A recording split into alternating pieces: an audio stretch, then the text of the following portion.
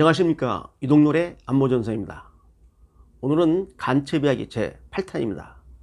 북한 공화국 영웅 1호인 간첩 성시백의 활동상을 지금 소개를 하고 있습니다. 제1부에서는 이 성시백의 신원상과 체포될 때까지의 간단한 활동상을 정리를 해드렸고, 제2부에서는 성시백을 체포하기 위한 당시 국내 대공 수사기관들의 노력과 또 체포했을 때 그 압수물의 그 거대한 엄청남이죠. 엄청남. 그리고 실제로 이 성시백이가 국내에 침투해서 소위 북로당 남반부 정치위원회를 가동시키면서 구축해서 가동시키면서 했던 대남 공작의 유형을 설명드렸습니다. 그중 첫 번째가 바로 재정투쟁이었습니다. 공작금을 마련하기 위한 재정투쟁을 말씀드렸고, 심지어 밀수선 2대까지 운영했어. 밀수선 선박을. 두 번째는 언론 공작이었습니다. 직접 언론사를 갖다가 직접 창간을 해서 직접 운영하면서 소위 선전 공작을 했습니다. 자, 오늘 소개할 것은 바로 이제 세 번째부터 마지막 9번째까지입니다. 세 번째 공작은 뭐냐? 바로 통일전선 공작을 했습니다. 국내에 들어와서 당시 미 군정과 이승만에 반대하는, 소위 그 반대하는 중간층 그 정치 세력하고 좌익 세력을 갖다 하나로 묶는 작업을 했습니다. 해가지고 근로인민당이라는 이 좌익 정당 외에도 10개 정당, 또 사내에 13개 정당 협의회를 결성해서 이름하여 통일전선체를 구성했습니다. 여기에 통일전선체는 뭐냐?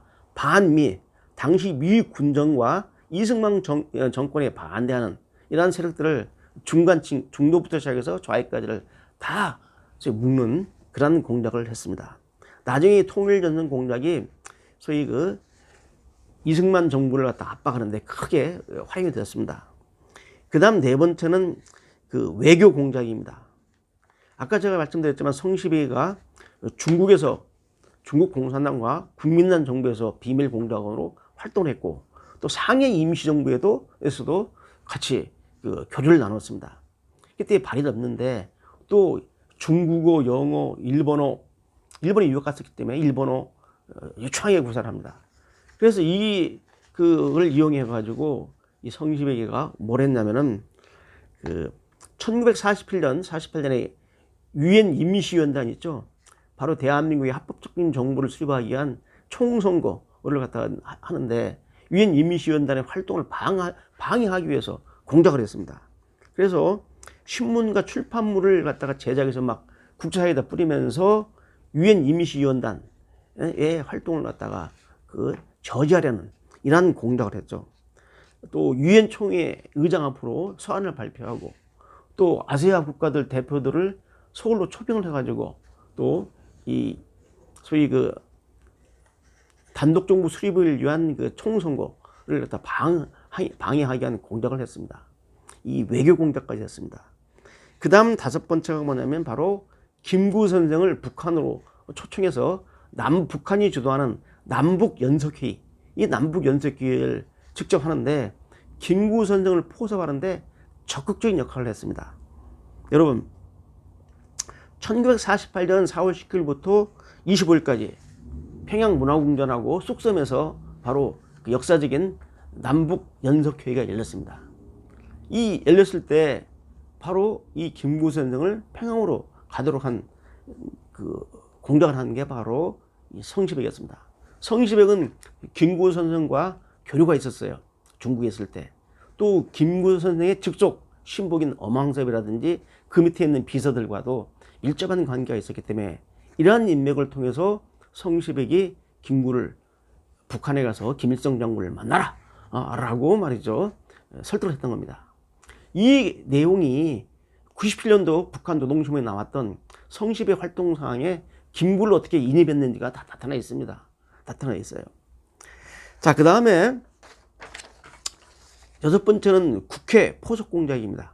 여러분, 국회 프락치 사건이라고 1949년에 국회에 침투한, 국회에다가 쉽게 말하면 구축해놓은, 프락치를 구축해놓은 의원 13명을 갖다가 검거한 사건이 있습니다.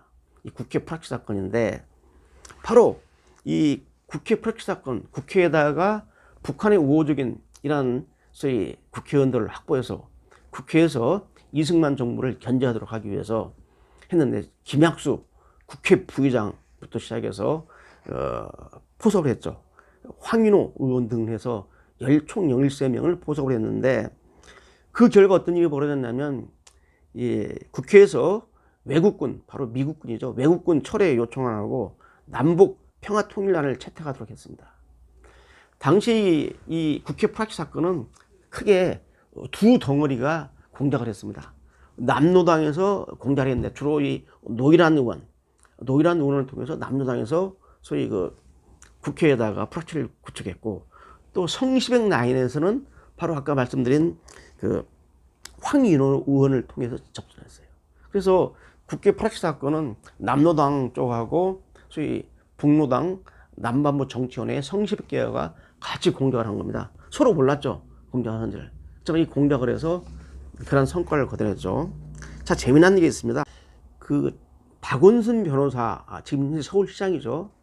그 1989년에 역사비평이라는 그 좌파 성향으로, 좌파적으로 역사를 해석하는 그 개간지가 있습니다. 역사비평이라고.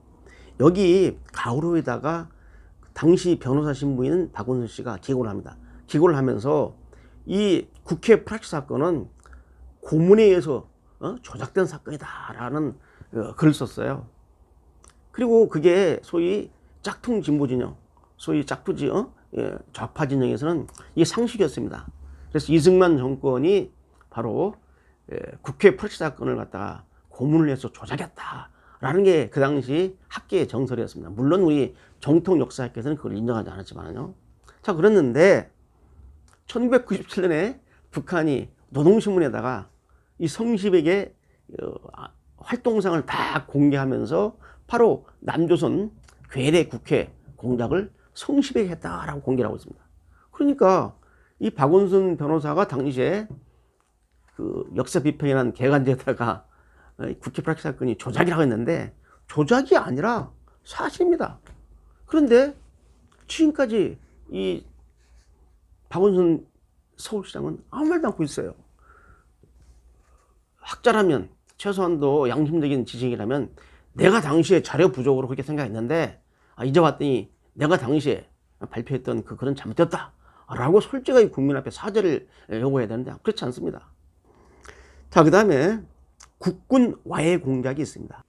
성시백에는 자기 조직원들 국방부, 육해공군의 본부, 헌병대, 사관학교, 심지어 육군 정보국에까지 자기 인맥들 갖다가 조직원들을 침투시켜 놨습니다. 그래가지고 군을 무력화시키고 또 군을 혁명의 편으로 끌어내는 작업을 했어요. 대표적인 사례를 말씀드리겠습니다.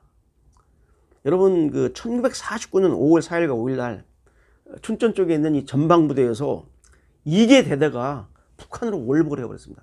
대대장이 대대원 전원을 이끌고 북한으로 다 자수를 한 거죠. 월북을 해가지고.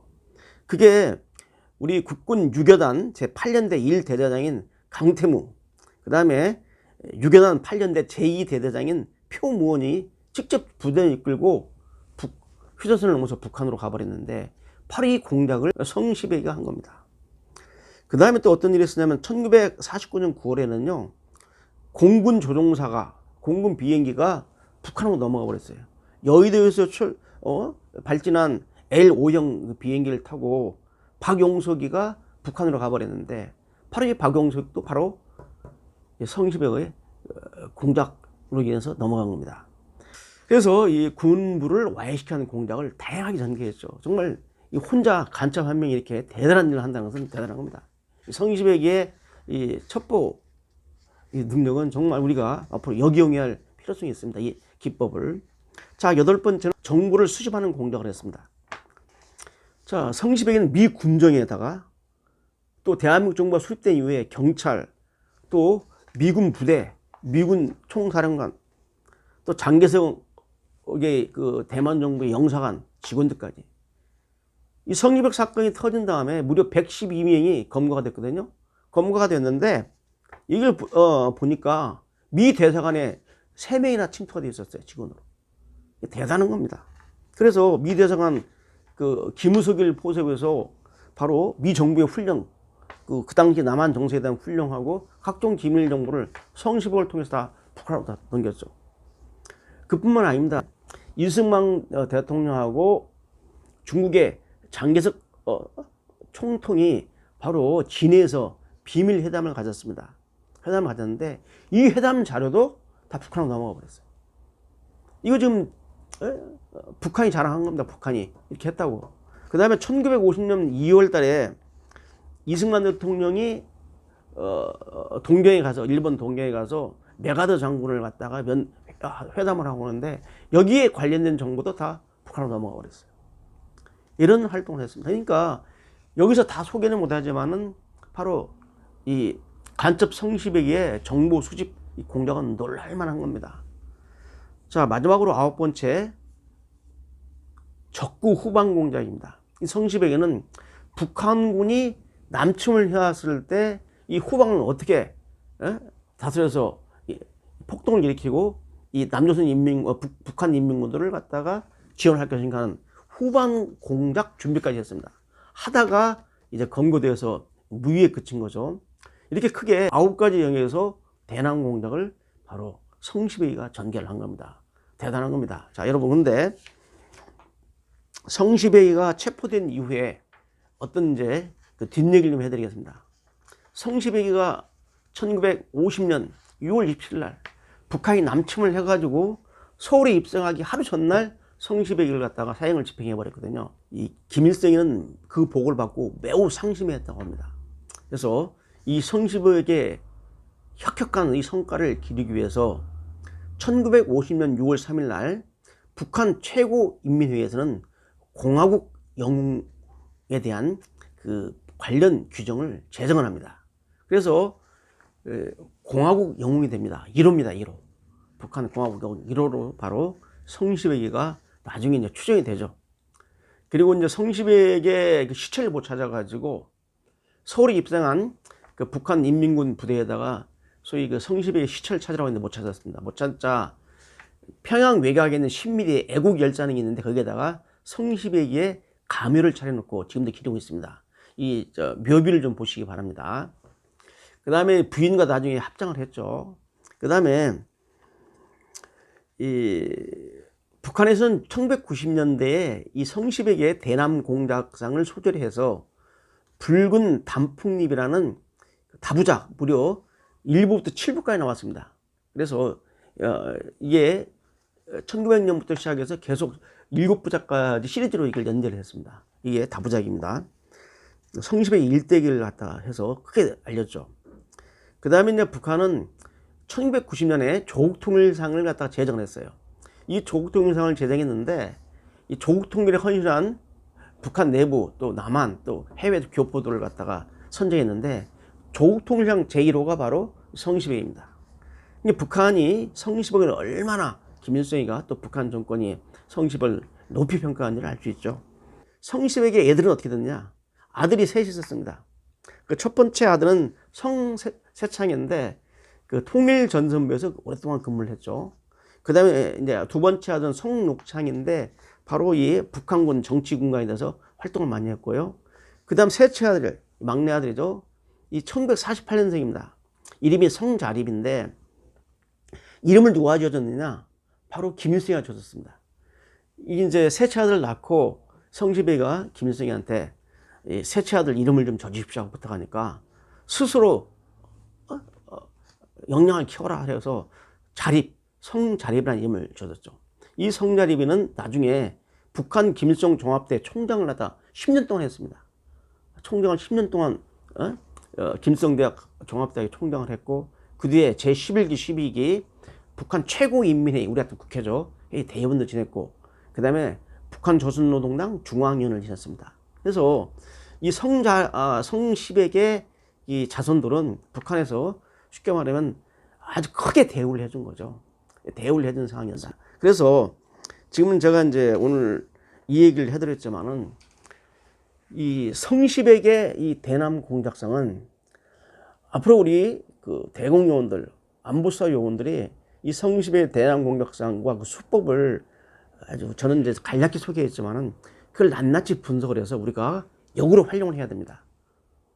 정말 미국의 CIA라든지 또는 이스라엘의 모사드를 능가하는 그런 엄청난 그런 쉽게 말하면 정보력, 역량을 가지고 다방면에서 대남 공격을 했습니다.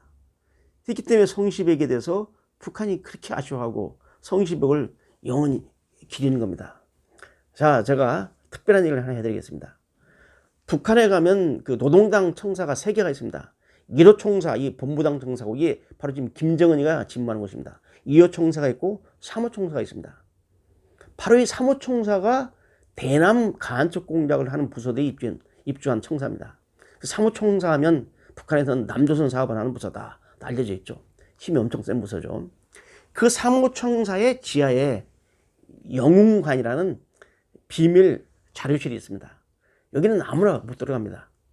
직접 김정일, 지금은 김정은이가 직접 수표, 우리말로 하면 결제를 해야지 영웅관을 볼 수 있어요. 근데 그 영웅관을 직접 들어갔던 그러한 통일전선부 공작원이 남조선 해방전사를 갖다가 혁혁공 전사를 갖다가 이제 소설로 하는 이런 능력을 가진 분인데, 이분이 우리 공작위에서 대한민국으로 넘어왔습니다. 그분의 증언입니다. 이 영웅관을 딱 들어가니까 제일 먼저 성시백이가 다 사진이 나오고 그 성시백의 공적이 쫙 나오더랍니다. 바로 영웅관에 남조선 혁명 또 조국통일전선에서 혁혁한 공로를 세운 영웅들이 들어가는 영웅관에 제일 먼저 성시백이가 나와 있다라는 겁니다. 그 정도로 북한에서는 이 성시백을 아주 전설적인 이 소위 정보 공작원으로, 대남 공작원으로 높이 쳐받고 있는 겁니다. 그래서 우리가 향후 성시백이의 대남 공작성을 면밀히 분석을 해서 앞으로 북한의 대남 공작을 차단하는 데 활용해야 할 겁니다. 끝으로 해방 정국에서 이 어지러운 대한민국 정부를 수립하고 하는 과정까지 이 혼란한 정국에서 목숨을 바쳐서 대한민국의 건국을 지켜내고 여기까지 발전시키는데 바로 해방 정국에서 고생했던 경찰, 또 군, 검찰의 대공 수사 요원들에게 다시 한번 경의를 표합니다. 오늘 여기까지입니다.